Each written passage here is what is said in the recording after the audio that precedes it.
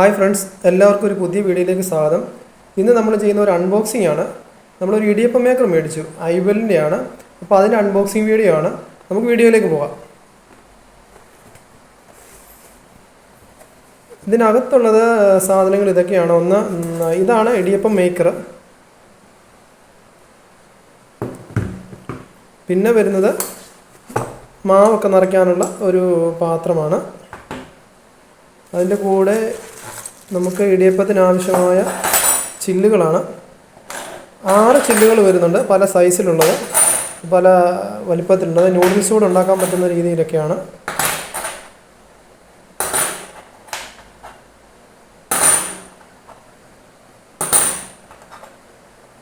ഇതാണെന്ന് തോന്നുന്നു ഇടിയപ്പത്തിൻ്റെ ചില്ല്.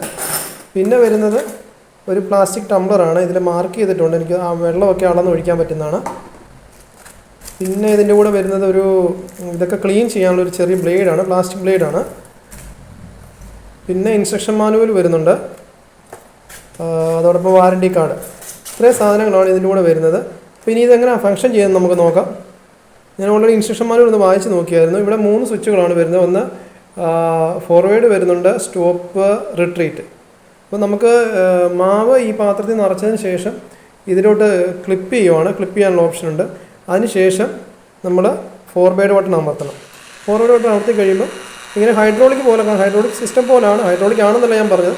ഇതിങ്ങനെ താഴേക്ക് പുഷ് ചെയ്യുകയാണ്.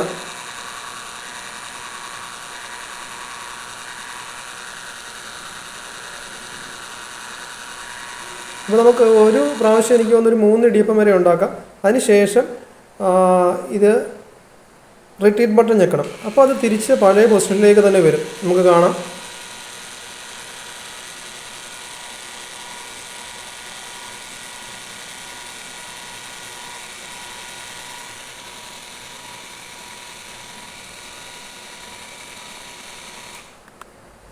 നമുക്ക് ആവശ്യം കഴിഞ്ഞ് കഴിയുമ്പോൾ നമുക്ക് സ്റ്റോപ്പ് ബട്ടൺ അമർത്തി ഓഫ് ചെയ്ത് വെക്കാം.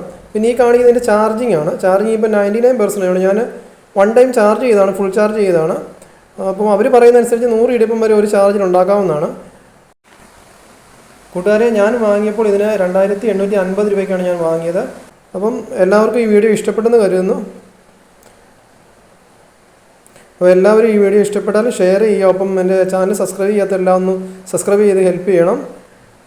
എല്ലാവർക്കും ഒരു നല്ല ദിവസം ആശംസിച്ചുകൊണ്ട്